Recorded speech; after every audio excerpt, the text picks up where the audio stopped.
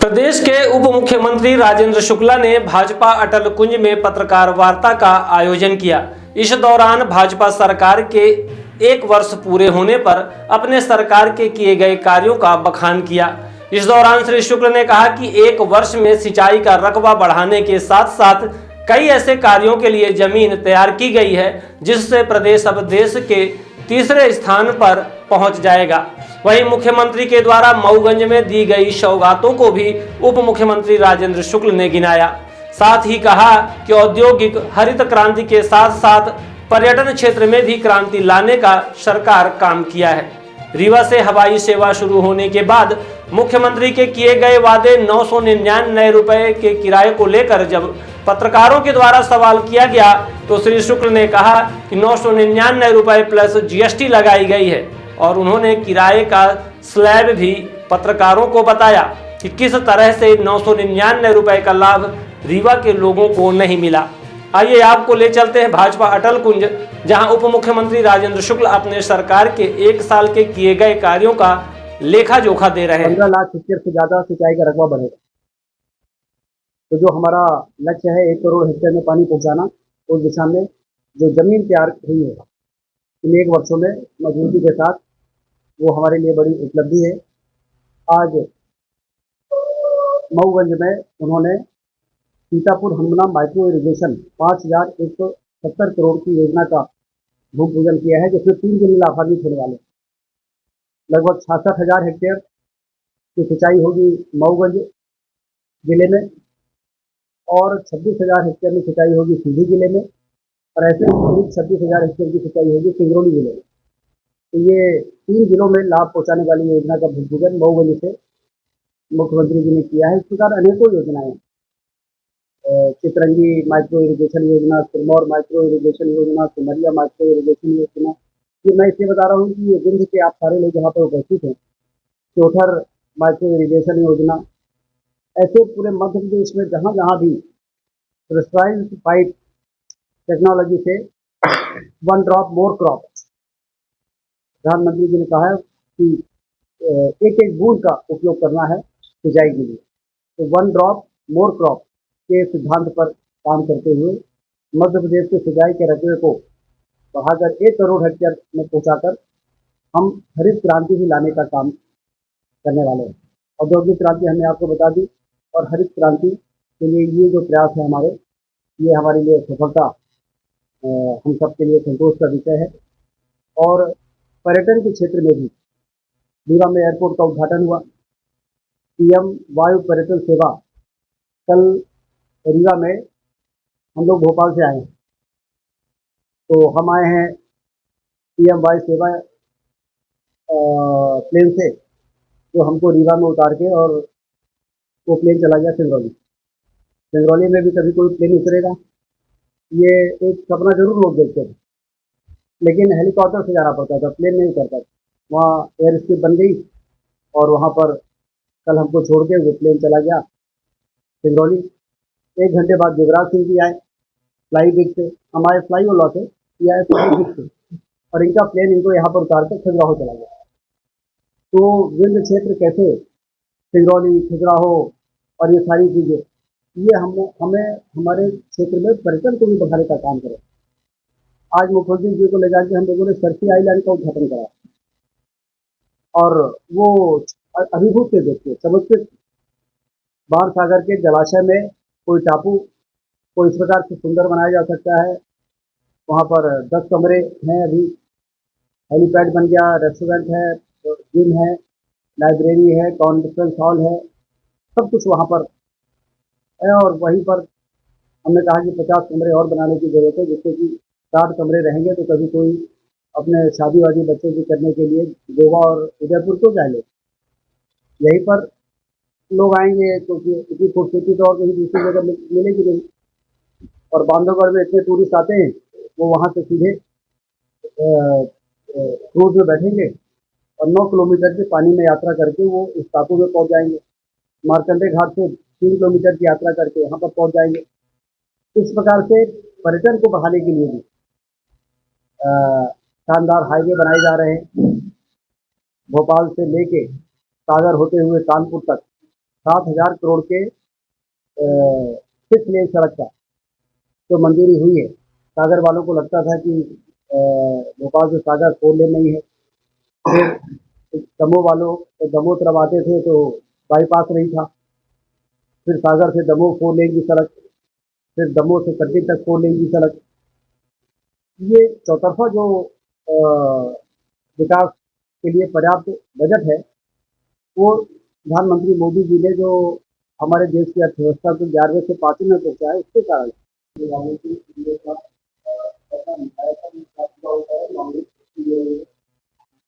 तो कांग्रेस हवाई जहाज ये भी है, मतलब ये लोग, मुद्दा ये है 999 रुपये में देखा हमने कुछ लोगों ने हमें 1232 रुपये का टिकट दिखाया था, तो उसमें जीएसटी और कुछ टैक्स जोड़ने के बाद वो 1232 हो जाता है। तो आजकल शुरू के डायनेमिक फेयर शुरू में आप टिकट ले लोगे तो आपको 900 रुपये में 99 में पड़ेगा, टैक्स अलग जुड़ेगा। और यदि कुछ दिनों के बाद आप लेते हैं तो फिर वो बढ़ता रहता है। तो इसलिए ये स्थिति आई है।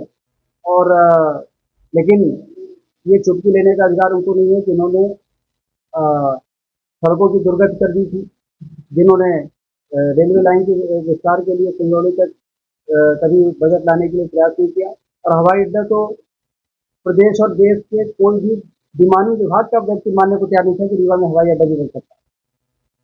तो इनको तो कम से कम ये कहना चाहिए कि ठीक है, देश के लोगों की आर्थिक स्थिति बेहतर हो रही है तो लोग अफोर्ड, अच्छा क्यों जा रहा है, उसका क्या जवाब है उनके पास? हमारा तो पूरा जब ये आए तो फुल था, हम जब गए तो फुल था। तो लोग क्योंकि उड़ान स्कीम में कितना भी 2,000 का भी टिकट यदि लगता है तो लोगों को बहुत असरता नहीं है। 999 तो बहुत ही खुशी की बात थी। तो शुरू के 5 किस्तों में वो 999 ही लग रहा है।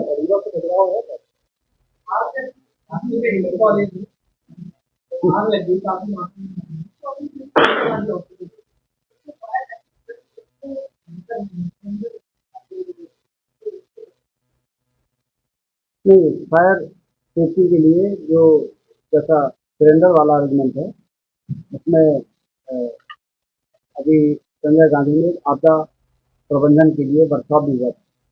उसमें और क्या इसको बेहतर किया जा सकता है, न सिर्फ अस्पताल में बल्कि पूरे रीवा में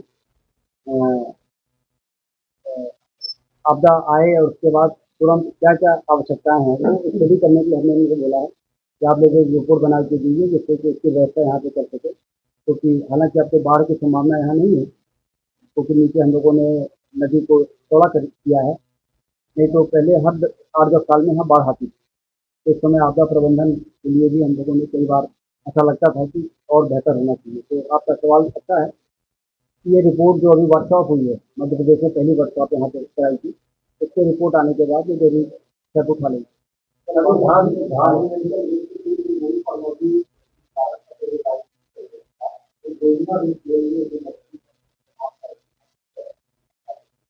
अब इसकी कोई जानकारी हमको नहीं है कि जो भी नॉर्म्स होंगे, जो नियम कायदे होंगे, के आधार पर तय होता है, और जो उसके आधार पर नहीं करता, वायलेशन करता है, उस पर जो कानूनी कार्रवाई होती है वो होती है।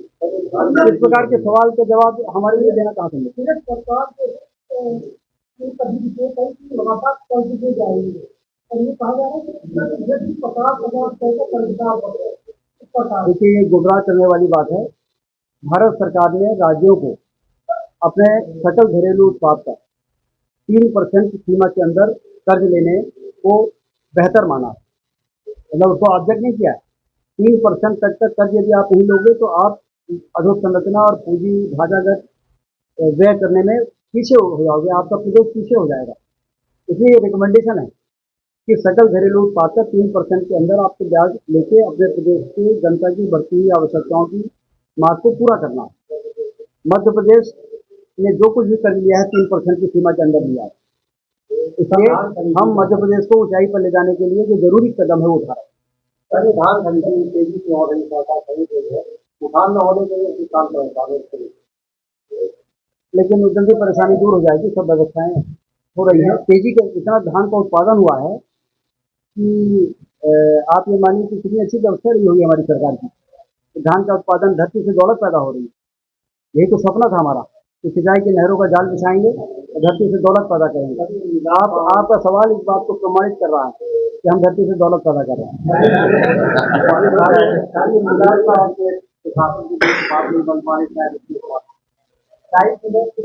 वो हो गया है, समाधान हो गया। राइस मिलर की पिछले कैबिनेट में जो अपग्रेडेशन की राशि को लेके उनकी डिमांड थी, वो कैबिनेट ने पूरी कर दी है।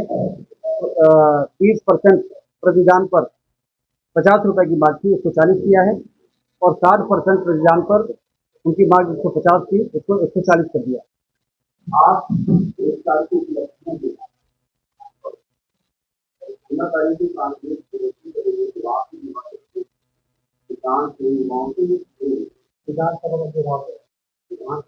देखिए ऐसा है कि उनको कुछ करना है तो कर रहे हैं, बाकी उनको भी मालूम है कि इनका जमीन खिसक गई है, क्योंकि हर बार कहते हैं हम सरकार बनाएंगे, हर बार उनकी सीटें घर जाती हैं। वो कहते हैं हम सरकार बनाएंगे, और पहले जितनी सीटें थी उतनी भी दी जाती। तो अब उनको कम से कम इतना तो करने दीजिए कि धरना प्रदर्शन तो करते रहें। Every passionate child has a unique story. Mount Era Convent School. Mount Era Convent School believes that a better future lies where children can love themselves. Mount Era Convent School have trained and experienced teacher, modern infrastructure, van facility, big playground, pedagogically designed curriculum, CCTV surveillance in all classes. Nari. Number 7. Classes are available from nursery to 8th in English medium. हमारा पता है mount era convent school, SF ground के पास, ward क्रमांक 44, home guard office के सामने। हमारा number है 99 073 17 81 7।